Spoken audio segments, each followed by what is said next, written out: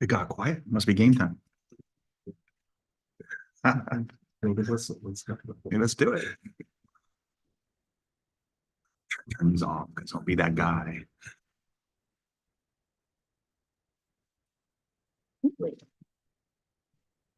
Good morning, everyone. Welcome to the regular meeting of the Joint Labor Management Benefits Committee for November 7th, 2024. I'm going to call to order the meeting at 9 a.m. And may I have roll call, please? Yes, 1 second. I'm going to share my screen and then we're going to go through a poll in the order of the agenda. When I call your name, please confirm your attendance. So in order of the agenda, Gracie Luke. Present. Tony Richter. Here. Matt Redneck. Present. Paul Gerard sitting in for Matt Zabel. Present. Petty Santos sitting in for Holly Walcott. Here. Shauna Janeway sitting in for Jeannie de Gualier. Here. Chad Boggio. Here. And Esteban Lizardo. Here. It is a quorum.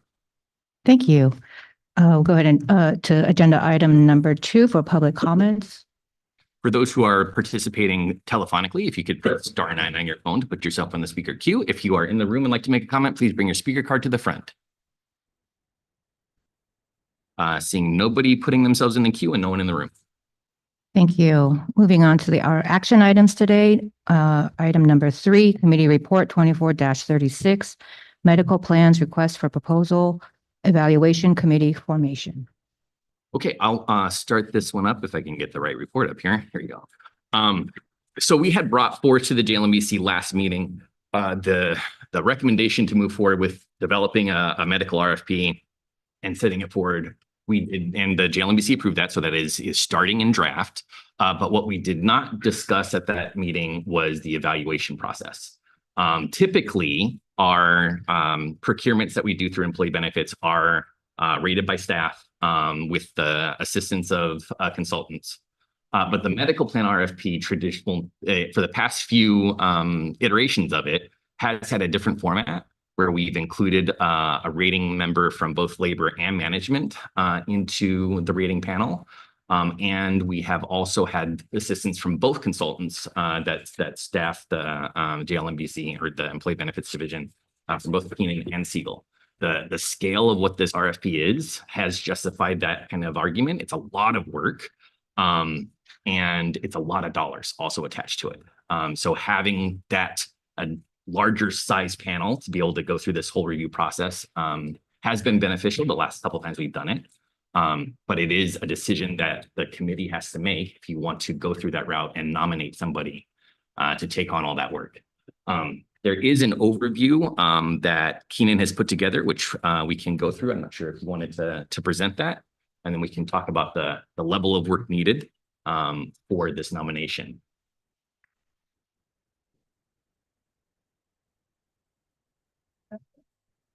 Yeah, I got it.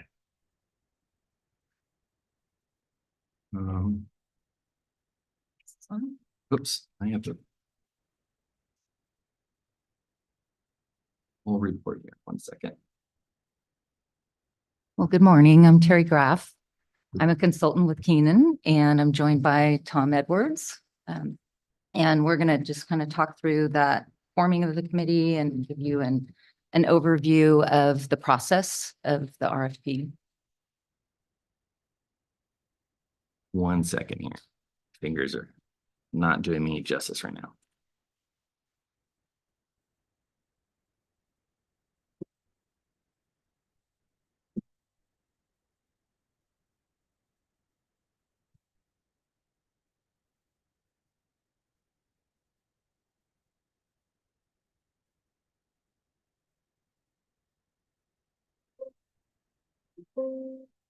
Yes.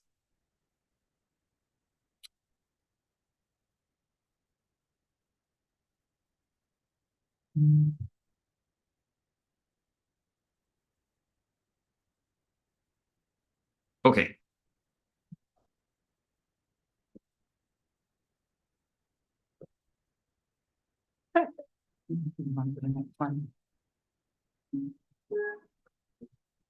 So as Paul mentioned, we really want to establish this committee as soon as possible, hopefully today, because as we go through this process, we have a timeline.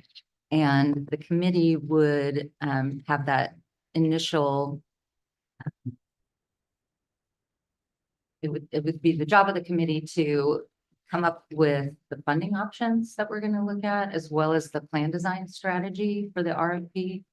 And we would like to have that draft of the RFP to the committee for review in December, for December's meeting. So it doesn't give us a lot of time. We've got the Thanksgiving holiday in there as well. So we want to make sure that we do have 2 people from the city. We're going to have at least 2 people from Keenan and 2 people from Siegel, and then 1 labor representative and 1 management representative to form that committee. You know, just based on the timeline, we would like to have that decision as soon as possible.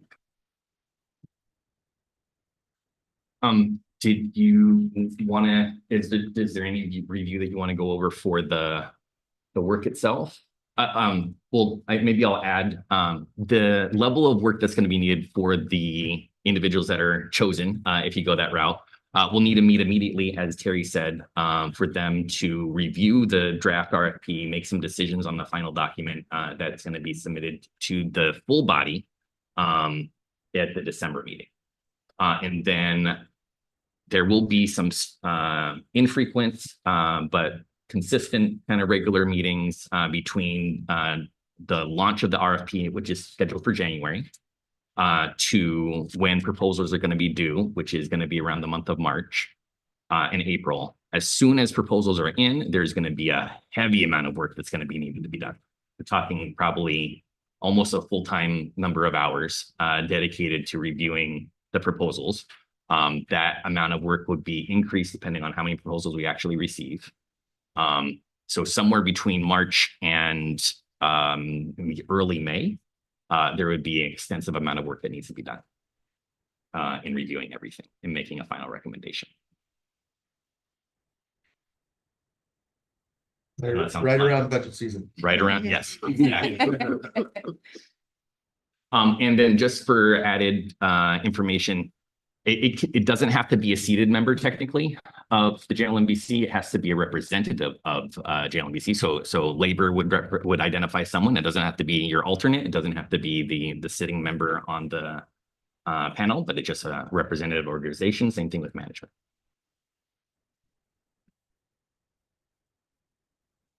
Great. Can I invite a motion to form the committee first? If anyone wants to go ahead and do that.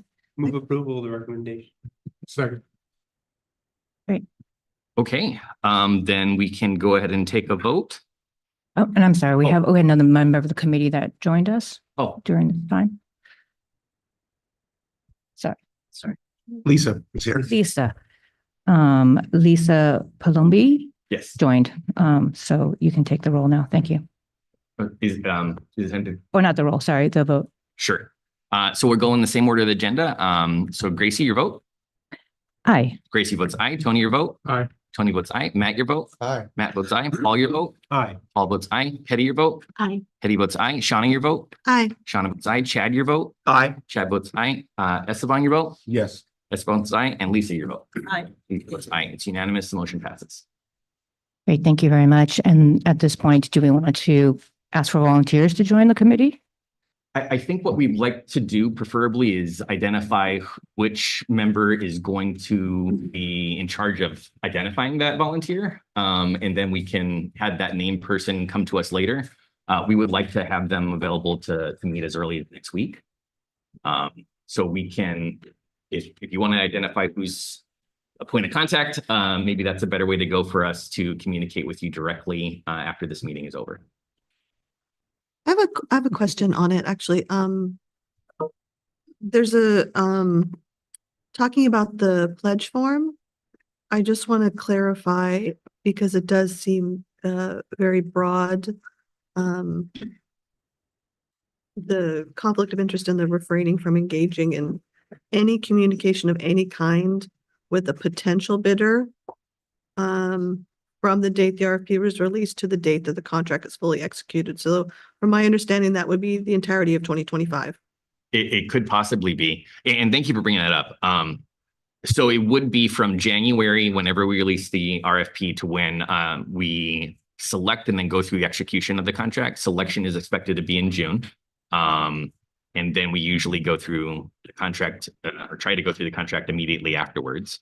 The reason why it would be until the contract is actually executed, on the slim chance that there is an inability for us to continue, or the contract negotiation fails, and we have to go back to a decision process.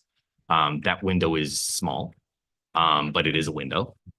So that would be, just for clarity for everybody on the JLMBC, it would be required because of the work that these individuals, plural, will be doing in intimately making a decision and evaluating. It would be required that they fill out the pledge, identifying that they don't have a conflict of interest, or they can at least acknowledge that there might be a possible conflict of interest, and they refrain from engagement with any conversation. So if they get contacted by a company that happens to be the company that has submitted a proposal, or might be affiliated with that company as a subcontractor or some other type of affiliation, that they would not engage in conversation related to this, or even quasi-related towards the procurement.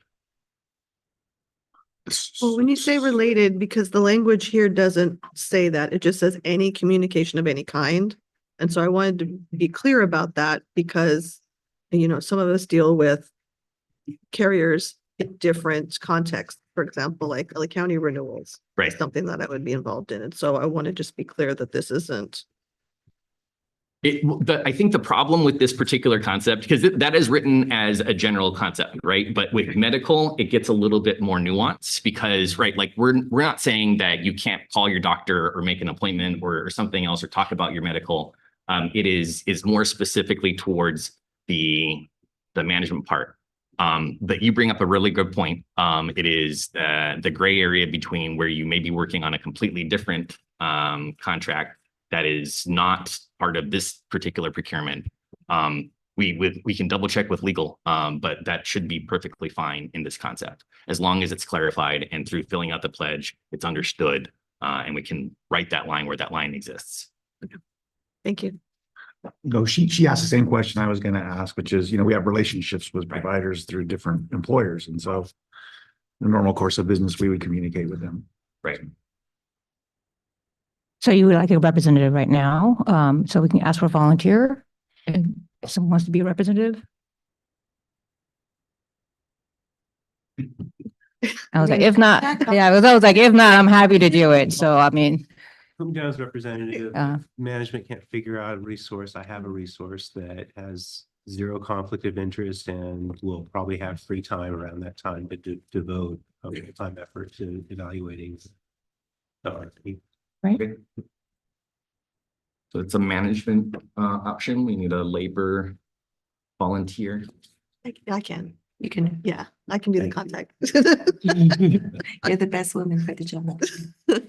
Interestingly, it runs full circle, doesn't it? We're the only two who didn't step Circle of life. So then we'll be in contact with CAO and SCIU after this meeting, and formalize the actual person who's going to participate, and then work through schedule there and forward. Great. Thank you, everyone.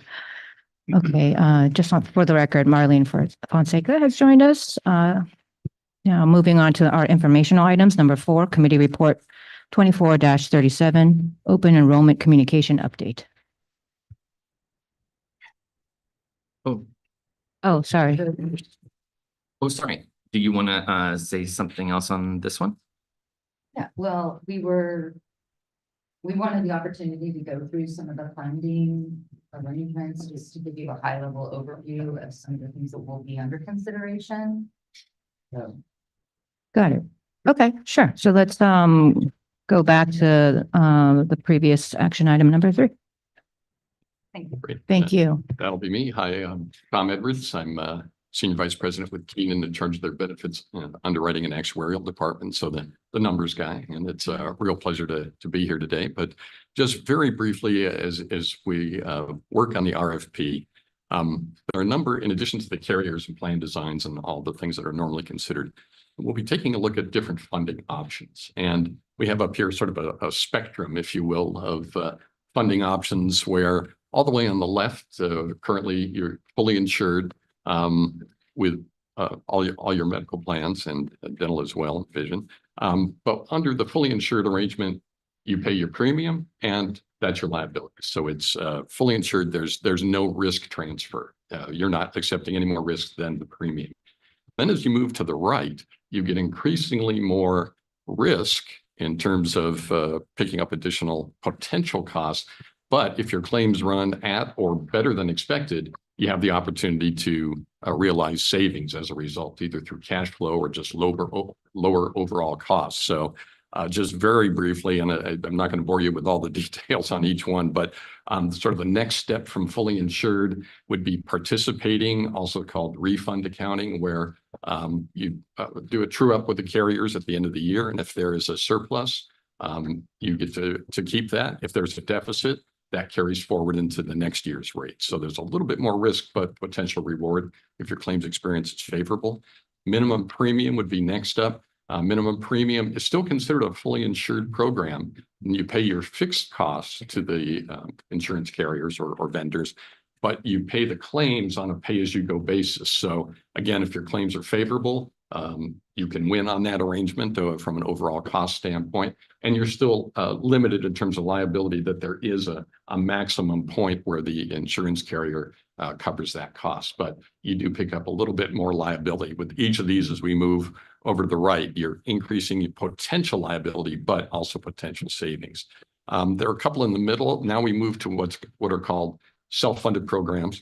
You have level funding, which you're paying the same amount every month, and then you do a true up at year end. There's graded funding where you're paying the claims as they're actually incurred, as those come through the system. Again, picking up usually a little bit more risk.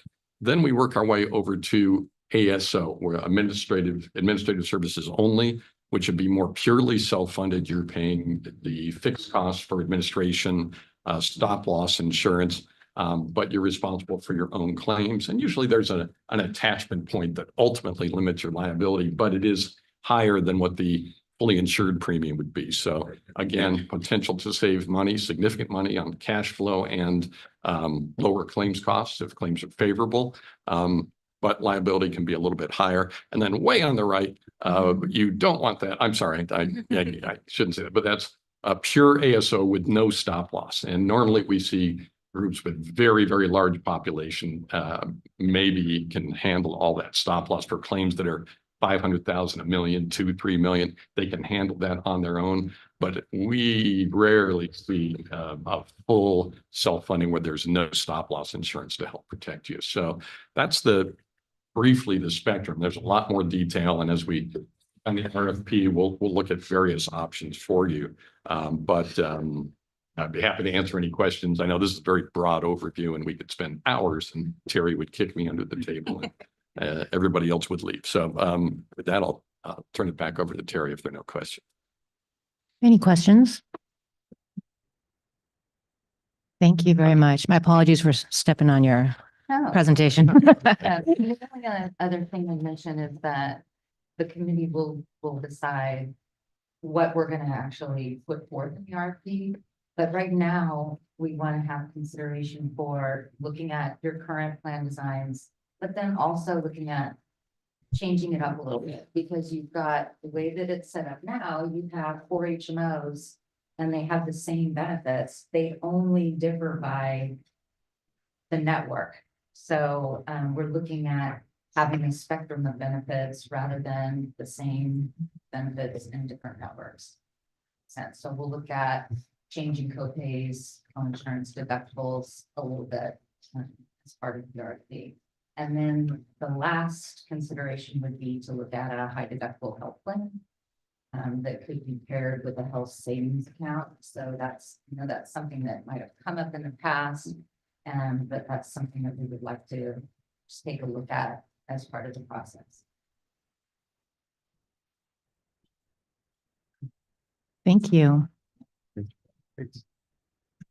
All right. Then we'll go ahead and move on to item number 4. The committee report 24-37, the open enrollment communication update.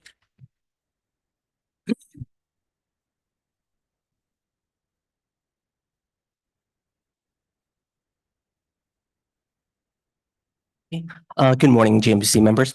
This is Chung with Employee Benefits, and I will be going over the 2024 OE implementation report for Benefit Plan 2025. So this report is just an update on the communication activities that has taken place since our last report back in August regarding our communication plans for the 2025 benefits year. So since then, we have sent out communication to members back in August to update their addresses. We have also prepared and sent out over 26,000 open enrollment packages to members. And then in October, open enrollment formally kicked off. We also had, in addition to ongoing email reminders to employees, we also held in-person events at several locations throughout the city. Now, open enrollment has just closed on 10/31. So we are currently working on our administrative items, our administrative tasks for the month of November. So during this month, we will be sending out a open enrollment confirmation statements to members, which will contain all of their elections, whether they've actively made a change or whether they've allowed their elections to roll over. So the members will receive this confirmation statement, and they will have an opportunity through 11/22 to make one last change, or if there was a change that they missed. Or if there was an error with their elections, this is an opportunity for members to make that correction or to make that change. We will also be sending out a targeted communication to members, because for 2025, we have a number of changes that we haven't had in recent years. So we've made a number of changes to the life insurance benefits. This includes, changing, removing the benefit age reduction factor. We have also made a change to the flexible spending account. We are specifically changing vendors for the 2025 benefit year. So we have a number of targeted communication that is being planned to be sent out this month. So for these group of members. So for members who are affected by the benefit age reduction, we want to stress to them that their coverage amount and costs will be changing for 2025. And if they do not make a change, that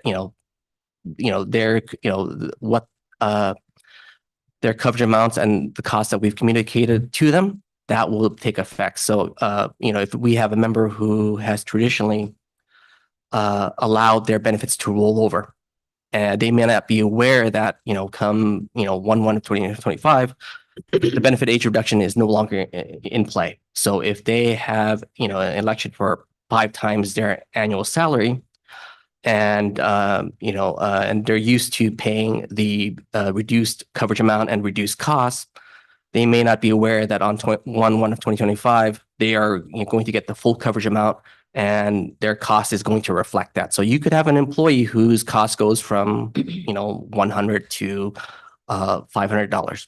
You could also have employees whose their cost and the coverage amount and cost change may not be as dramatic, but because this is a pretty significant change, we're making extra effort to try to reach out to these members to communicate these changes to them, and let them know that they do have an opportunity to reduce their coverage if they want to reduce their costs for next year. Okay. I should also mention that we did also attempt to reflect these changes in the employees' open enrollment packages. However, due to timing constraints with benefit negotiations, technical issues with the form itself, we weren't able to make the level of customization that we wanted to on the open enrollment form itself. That's why we have made an effort to prepare a more customized letter for employees to try to, as best as we can, directly advise them, what their changes are and what their costs will be. So aside from the benefit age reduction group, we also will be sending out a communication to all members who made a change where additional documentation is required to complete their enrollment. So if a member added a spouse or added children for open enrollment, they are going to need to submit supporting documentation to complete the enrollment process. And those documents are due 12/6. So we want to stress to employees that they do need to submit their documents on time and that they do have to be valid documents. Otherwise, we may need to remove their dependents from the for 2025. So so that is in the process of being mailed out. And lastly, for the flexible spending account group of employees, we're going to be sending out communication to these members to advise them again of the change in provider and to also inform them of the claims reimbursement process, who and where and how they can submit their claims for if they have a 2024 FSA account, and the same for 2025, because again, we want to make sure that they are aware that there's going to be a change in provider. So that is going to change how, how and where they're going to be submitting their reimbursement forms. So that is the ongoing items for November. We also have a number of remaining open enrollment administrative tasks remaining for December and January. So we'll provide those details in another communication update. I have a quick question. For the FSA program, remind me, other than the provider transition, did we make any plan design changes just for that program that also members need to take into consideration? Typically, the provider changes is the biggest change. Typically, the FSA accounts, for the past couple of years, the only change has been the maximum amounts. So every year we receive guidance from the IRS as to what the maximum contribution amount is for the upcoming year. So that has typically been the only change. In prior years, back during the pandemic, the federal government did provide some additional guidance, allowing members to make a change, because of the pandemic. So, for instance, for the dependent care accounts, those were affected because of COVID. Some of the daycare facilities were closed. So, we allowed members to make a change to their contribution amount if they were in a situation where, they had a daycare center or some other eligible expense that was affected. You're welcome. I have a question. On the enhanced, going back to the life insurance that you were talking about, the targeted communication, is that going to be mail, email? We're looking text? at doing both. We're primarily planning upon sending out a letter, but we're also trying to look to find ways to send out an email communication, specifically to those members as well. And I know you said you couldn't include exactly what you wanted in the open enrollment packet, but did they already receive a letter or an email during the open enrollment period, or is this the first one? No, I mean, we've, from the start of our communication, we've always included information about the changes to the benefits. So it is reflected in the open enrollment guidebooks. It's reflected into our email communications to members.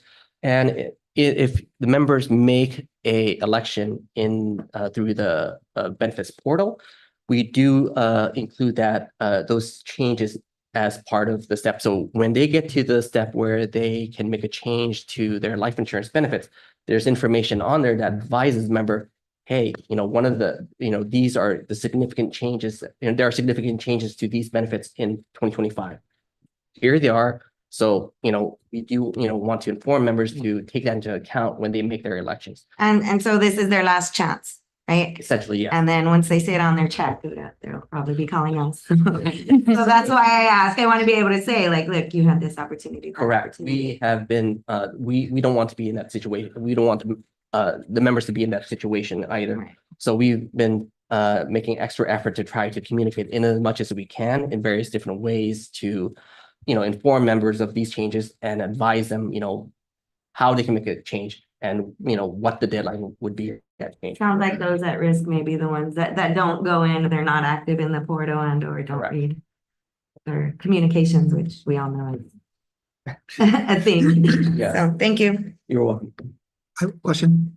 Follow up to Marlene's very good question. Is it possible for us, the representatives to get copied on, like say the open enrollment book like you described? It just is very, very helpful because we're certainly not the city's benefit plan, but we do receive these kinds of questions. It's just really be helpful for us and maybe cut down a little bit on the volume. Mhm. Not that we want to take on that responsibility, but if we actually can see, what they're receiving, it's just would be helpful for everyone. Certainly, we can make sure to send out copies, sample copies of the targeted letters that will be going out. Mhm. Another thing that might help with the union is maybe having some type of Zoom or meeting, whatever, and explain, especially the insurance portion. Because what's going to happen is they're not going to realize it until they see it on the check. Yep. So what it does helps the union be prepared to respond and have the accurate information. You just give them some details, because could it happen in a situation where you let it remain the same? You're going to pay more and you're not getting more coverage. You actually are getting more. No, like the maximum is $1 million. Oh, okay. Yes, that is correct.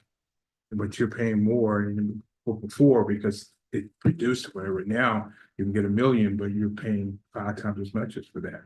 Where if you do it like 3 times, you can get the same coverage for less payment. And that's why they need to know and understand what's going, especially an employee. Yes. Because like we get it, we ignore it. And when you see your paycheck, it's too late. And what we need to do is prepare the union, because they'll get most of the calls.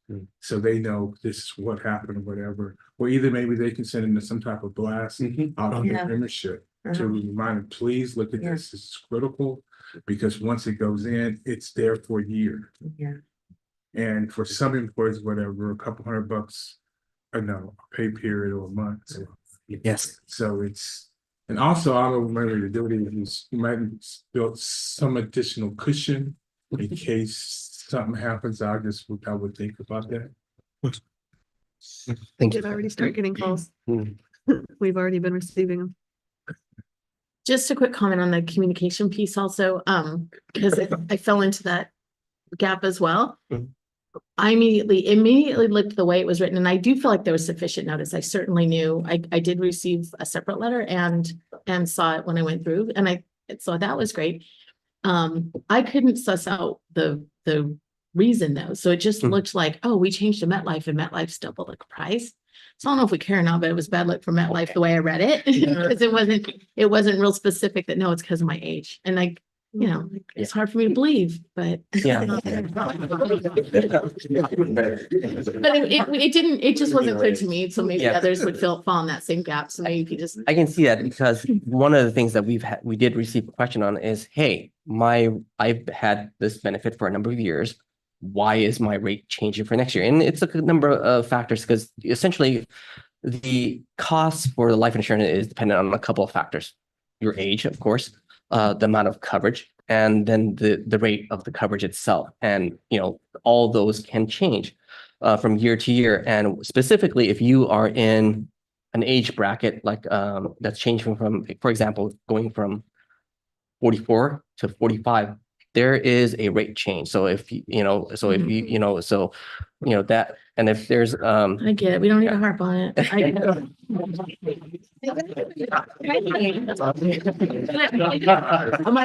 was really that Only be because of 45. the timing of changing to MetLife, it looks like it's a MetLife change versus the age thing. And I think intellectually I knew that was probably the problem, but it might just be something to state in there to just. and we can certainly take that into account when we're crafting the communication. Thank you for that. Questions from anyone else? Can I ask, have you been receiving, has the call volume been heavier this go around with open enrollment? I think, on page 2, we do have some call stats, there. In terms of calls to the enrollment center, it's roughly in line with last year. I will say though that the data that we have is only through 10/27. At the time that we were preparing this report, we did not have complete stats for the remainder of October. So call volume wise, based upon what I'm seeing so far, it seems to be roughly in line with last year. In terms of online enrollment, unless something changes in the last few days it's, Are you, just think online enrollment seems to be down. are you talking about the chart that's on page 2? Is that Correct. what you mean? Yes. Okay, because that's showing enrollments, but I'm asking more about, Sorry. no, it's fine. I'm asking more about, like questions, like calls to the benefits department with questions about, I don't understand this, and Mhm. why it's this, and how do I, things like that. I don't know if our stats provides that level of details as to calls to the call center as to what their questions are. I do know that at least for calls directly to employee benefits, we have had a small number of calls directly about the benefit age reduction. Members either receiving our letter and calling in, to ask additional questions. So, we have received a small number of outreach calls for that particular topic. Okay, thank you. Any other questions? All right. No, thank you very much. Thank you all. We are moving on to the next informational item 5, Committee Report 24-38, the Human Resource and Payroll HRP update. So we had said we are going to bring updates on this fun topic every meeting moving forward. There is actually a little bit to update on this time around. So the committee might remember a few months ago, we took an action to suspend the working rule requirement for employees so that we are not impacting anybody by negatively affecting them and terming or billing them for subsidy or otherwise terminating them when they shouldn't be just because of data. We've been working with IT and Workday staff. We have a new Workday programmer that's been assigned to us on trying to revise a file of data. We are making progress. We are getting closer towards trying to get more accurate data and more comprehensive data. And it's moving slowly towards something that looks like it might be positive. So it is optimistic that pretty soon we might have a better position. On top of that factor, there's also been a couple other changes that we're looking at that are going to improve our situation to a certain degree. Onboarding, we talked a lot about in this committee. There is a new change that was implemented effective last week, which we think is going to greatly improve that experience. So moving forward, new employees that are hired, if they don't complete onboarding, they don't get a paycheck. So they will be required by their payroll to make sure when timesheets are committed that they actually complete those steps. That's great. It doesn't solve anybody who's in the system now, but moving forward, it's going to prevent them from those actions from reoccurring. And then we also are working with TELUS, and we're pretty close to being able to limit the amount of manual work that we're going to be doing and manipulating the file to get it to load and actually do everything. We have currently a long, tedious process of having to manually review the data, make physical changes to it before it's able to be in a loadable state towards TELUS. We're changing things in the TELUS environment to try to minimize that. And that way, we should be able to get back to a relative time frame of processing things like we used to have before Workday went live. So we should be able to shorten the window of time back to somewhat close to what it used to be on being able to make an offer to somebody when they newly come on or any other changes that might happen to them in payroll. It is still contingent on us getting a file regularly every pay period. That still is in progress on working when we're working with the Workday people. So all of that, if any of that made sense to anybody here, is kind of painting the picture that we think, fingers crossed, by the end of December, we should no longer need to have the temporary suspension in effect. It's not going to be perfect. There's still going to be potential that members might be having some data issues, but it should hopefully be one-offs that we can handle. We currently think that it's about 350 employees that are consistently being kept on coverage that are not meeting minimum required hours. So we would be sending notices to anybody on this trajectory. we would be sending notices to anybody who is showing up on our billing reports in early December, saying that beginning January, if you don't meet minimum hours, we're going to bill you for full subsidy, or what other plan rules are back into full effect beginning January 1st. That's the perspective that we're looking at. We should probably in the next pay cycle or two be able to finalize that decision and be able to move forward with it. That's pretty much it with this. We'll continue to bring updates on this topic for everybody's enjoyment at future JLMBC meetings. But that's pretty much it for now. Any questions? Just to remind me, I think this is the case, but just in case. We weren't going to be clawing back those premiums, right? Okay. Correct. Perspective only. So if somebody, if one of these 350 people is still or more, it fluctuates every pay period, but if they're still not working, still not in a protected state, being on FMLA or benefit protection plan, by January 1st, we would be looking to bill them full subsidy or cancel their benefits prospectively from January 1st or whatever that qualifying period is going to be. We're not looking back. Can you remind me, is it just the employees that are active employees but not meeting the minimum hours, or is it also employees that have gone on unprotected leaves of absence with no hours working? It would be both. Oh, so inactive employees as well? Correct, if they are still in benefits, if we didn't find a reason. So in the bigger picture issue that we had with the data, and not to get too into the weeds on it, we can't, or we still are trying to make sure we're getting an accurate picture of the hours that are coming over on each and every file. So Workday does hours completely differently. Some departments upload their hours. Some departments actually, or most departments actually key them into the system, into the module, but some departments upload them. And that data being from two different places has created some confusion, created some issues. And then in the processing of retros, which has been increased quite a bit, there's an issue on the accuracy of hours. Is the hours actually for the pay period that they're sending over, or is it for a completely different pay period, and all the corrections that are being done? And so it looks confusing. And we're supposed to never have a situation where we see more than 80 hours from somebody, because that's the max you can work.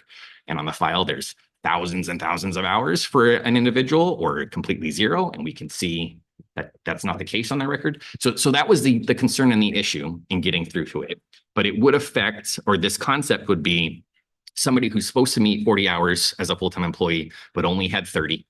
They went absent for the rest of the pay period, or somebody who just hasn't worked at all, has been completely inactive, but still technically active in employment.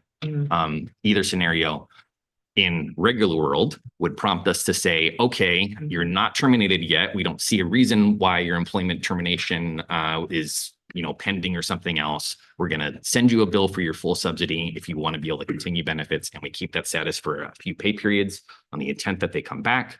Otherwise, they would get terminated either for non-payment if they don't want to pay thousands of dollars for their coverage because the city's not subsidizing it, or they continue to be in active status for multiple pay periods at a time after we start the billing process. Got it. Thank you. Any other questions?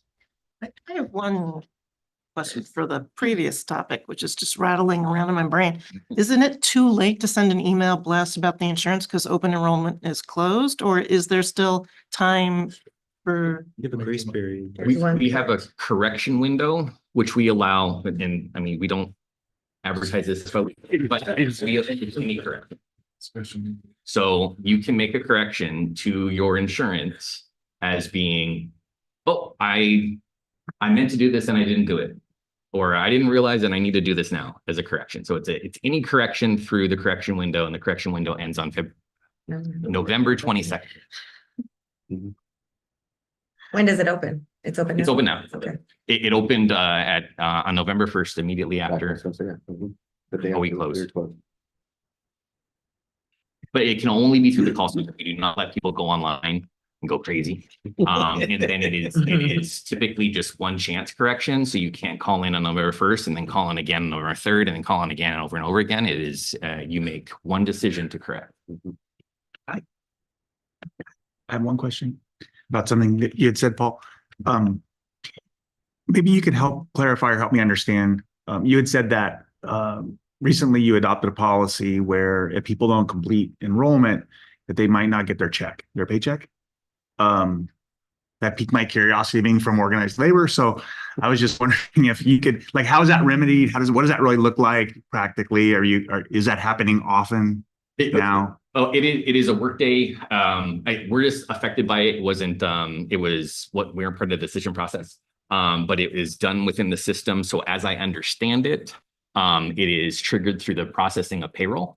So at the time that timesheets are submitted by employees or uploaded into the system, if the department goes that route, if it is like not identified that the employee doesn't have a birth date, doesn't have a social security number, or doesn't have a home address, that payroll will get a notification, say, hey, this can't be processed for this employee. You need to fix this data.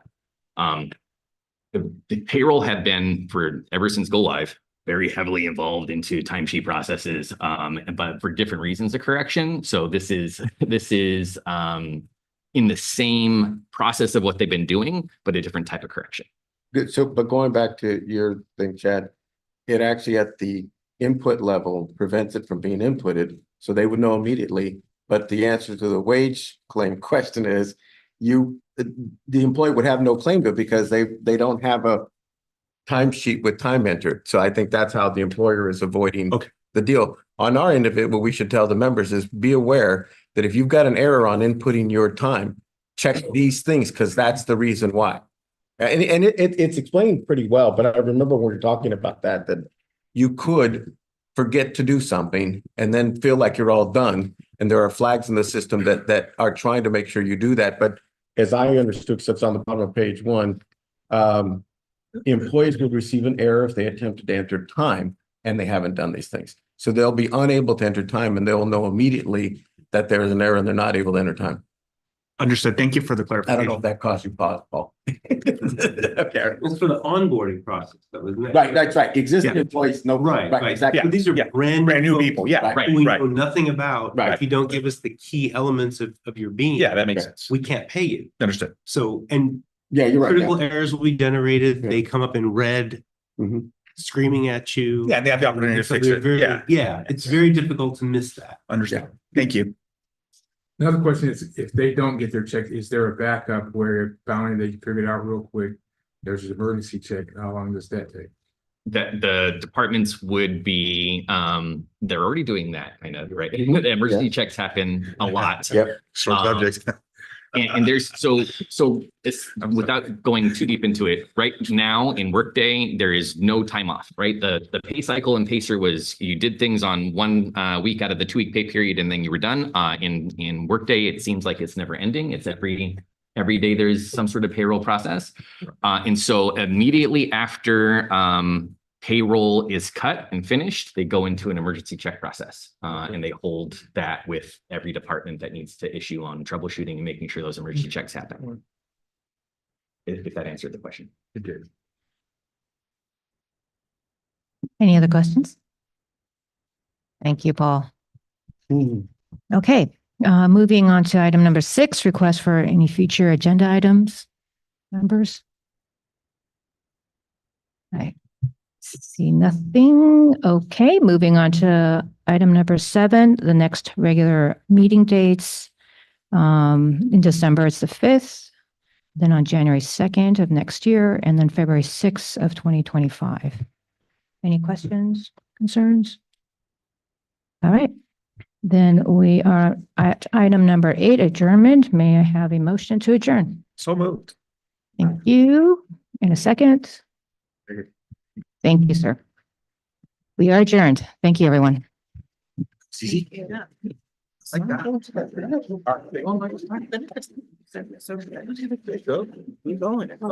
the. Oh, you're talking about the International Foundation?